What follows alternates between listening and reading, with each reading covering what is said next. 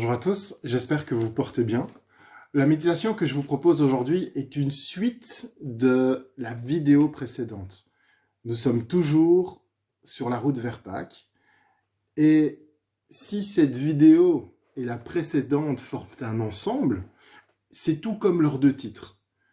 Leurs deux titres ne forment qu'une seule phrase. Alors, si le titre de la vidéo précédente était « Nous sommes perdants », le titre de la vidéo aujourd'hui c'est « Mais en Christ vainqueur ». Nous sommes perdants, mais en Christ vainqueur. Et aujourd'hui, je voulais vous emmener à Gethsémanée, juste avant l'arrestation de Jésus. Alors je sais que certains diront « Oui, c'est pas chronologique, oui ça, c'est pas dans l'ordre ». Mais aujourd'hui, je voudrais vous demander de laisser vous embarquer et de revenir un peu en avant sur ce qu'on a partagé de la vidéo précédente. Et la référence biblique que j'ai pris pour faire notre partage aujourd'hui se trouve dans Matthieu 26, 36 à 56. Alors, Jésus et ses disciples sont à Gethsémanée. Juste une petite parenthèse, Gethsémanée, c'est un jardin situé à l'est de Jérusalem. Normalement, il doit être soit situé au Mont des Oliviers, soit en tout cas dans ces parages.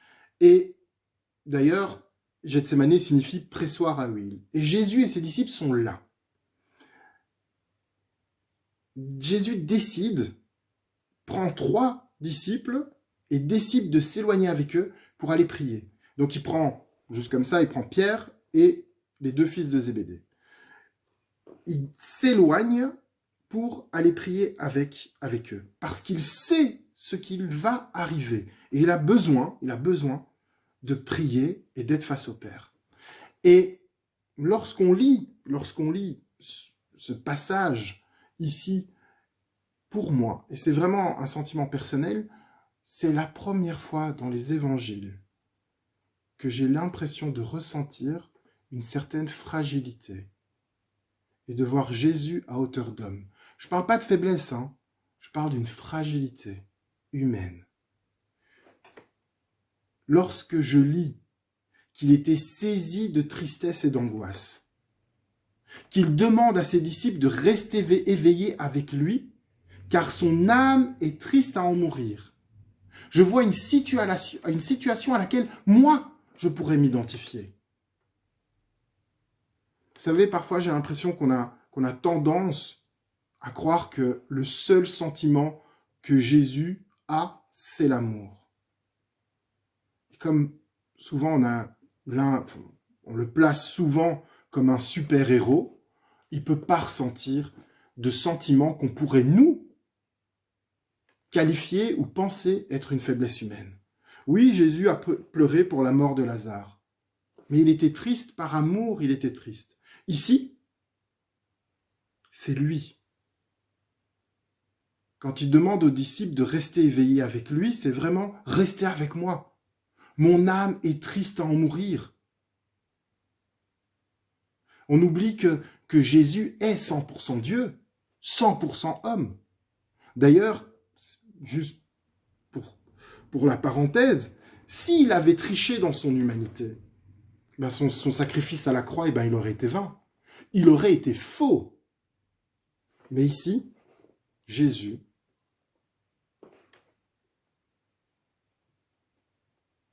il est là. Il angoisse. Et il est triste.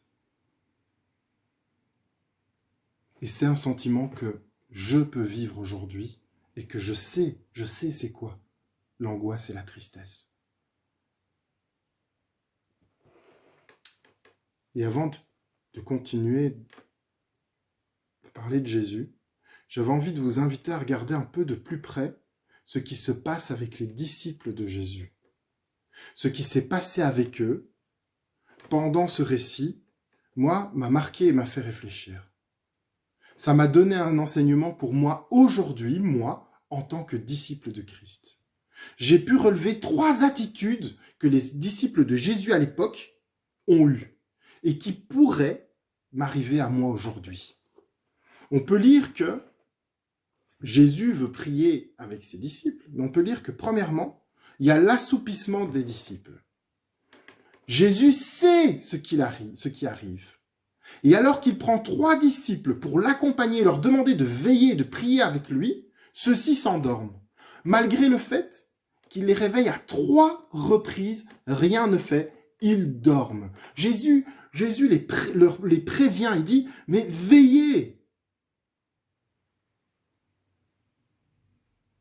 priez, veillez. Faites attention au malin, à l'adversaire, à la tentation. J'imagine même pas comment Jésus a dû se sentir, lui qui sait ce qui va arriver. Lorsqu'il arrive, il voit ses disciples en train de dormir. Alors qu'il leur demande, il dit, mais il faut que vous veillez. Faites attention, la tentation. À 3 reprises, il les réveille. C'est comme si ses disciples l'abandonnaient spirituellement. Il y a un combat spirituel qui est en train de se jouer. Jésus est en train de prier. Il est triste à en mourir. Il va pour prier, se remettre aux pieds du Père. Il prend 3 disciples spécialement pour prier avec lui et pour veiller avec lui. Mais eux, ils s'endorment. Et là, ça me ramène à ma propre personne. Combien de fois me suis-je assoupi alors qu'il y a un combat spirituel et que la Bible m'en parle? Le Seigneur nous demande de veiller et de prier. Combien de fois me suis-je assoupi? Puis un deuxième point, la trahison d'un disciple. Je peux essayer d'imaginer le sentiment que Jésus ressent à ce moment-là. Être trahi par un de ses disciples, une des personnes qui a été le plus proche de lui pendant 3 années. Les 3 dernières années qui viennent de s'écouler, Judas fait partie des personnes qui ont été le plus proches de Jésus, l'ayant suivi, écouté les enseignements. Nous savons que pour faire partie des 12 apôtres, il fallait être là depuis le baptême jusqu'à la résurrection. Malheureusement, Judas n'a pas pu aller jusqu'à la résurrection. Excusez-moi. Mais Judas faisait partie des 12. Judas était disciple de Christ, comme nous. Comme lui, nous ne sommes pas à l'abri de trahir Jésus. Dès lors que l'on perd de vue Christ et qu'on recherche nos propres intérêts, comme Judas. Judas, il a commencé à s'éloigner de Christ parce qu'il commençait à chercher ses propres intérêts. On peut lire dans la Bible qu'il prenait de l'argent dans la caisse, par exemple. Ici, il a vendu Jésus pour des pièces. Son propre intérêt est passé avant celui de Christ, celui de Dieu. Et le seul moyen pour nous de ne pas tomber comme Judas, c'est de rester fidèle dans notre relation avec Dieu et de rester attaché à sa parole.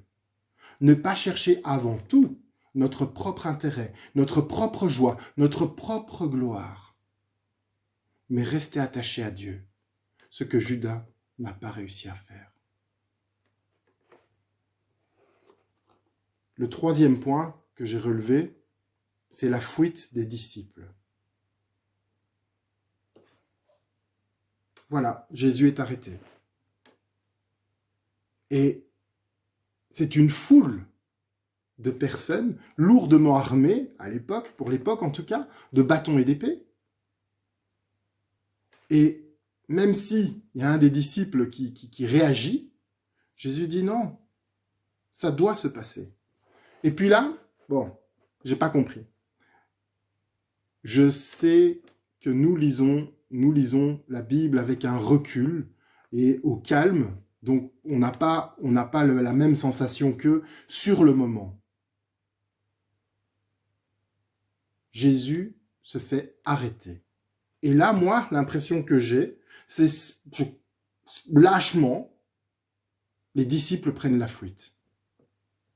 Comme j'ai dit, nous on lit ça avec un recul, donc c'est facile. Mais lorsqu'on regarde un peu dans notre vie, combien de fois, face à l'adversité, je n'ai pas tourné les talons? Et parfois même, j'ai préféré fuir. Je vais prendre un exemple qui a absolument rien à voir avec cet exemple-ci, mais c'est juste un peu pour illustrer comment on pourrait prendre la fuite face à quelqu'un qui plus de charisme, plus de. On se retrouve dans on va dire, une conférence chrétienne, et un pasteur apporte des enseignements, et après l'enseignement, le pasteur, bon, il est là avec 5-6 personnes, et je fais partie des personnes avec qui il y a une discussion qui est en train de se faire, et le pasteur est en train d'expliquer certaines choses, approfondir certaines choses qu'il a expliquées pendant la journée, qu'il nous a enseignées pendant la journée. Et à ce moment-là, le pasteur, alors que moi, à ce moment-là, je suis un chrétien, un nouveau chrétien, voilà, fragile dans ma foi, et je suis encore, en train comment dire, en train de chercher, d'étudier. Et voilà que le pasteur sort une énormité, et je me rends compte que ce qu'il dit, mais c'est pas du tout biblique. Et à ce moment-là, au lieu d'agir, je ne dis rien. Mais par contre, dans le groupe de 5-6 personnes, il y a un frère qui, lui, se rend compte que le pasteur, ce qu'il dit, mais c'est pas spécialement biblique. Et il intervient.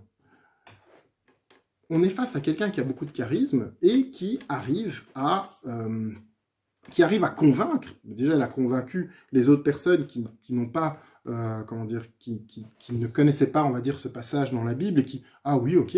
Et comme il a du charisme, voilà, il arrive par sa connaissance, il arrive à écraser un peu la personne qui était du même avis que moi.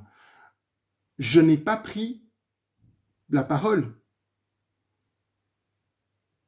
J'ai préféré me taire, alors que ce pasteur, je ne dis pas que voilà, tous les prédicateurs et tous les pasteurs ont la science infuse et tout ce qu'ils disent, c'est toujours juste, mais j'aurais pu dire, oui, mais tu sais, c'est vrai ce qu'il dit, et j'ai préféré me taire, j'ai préféré finalement laisser un mensonge, parce que c'était un mensonge, c'est pas vrai ce qu'il disait.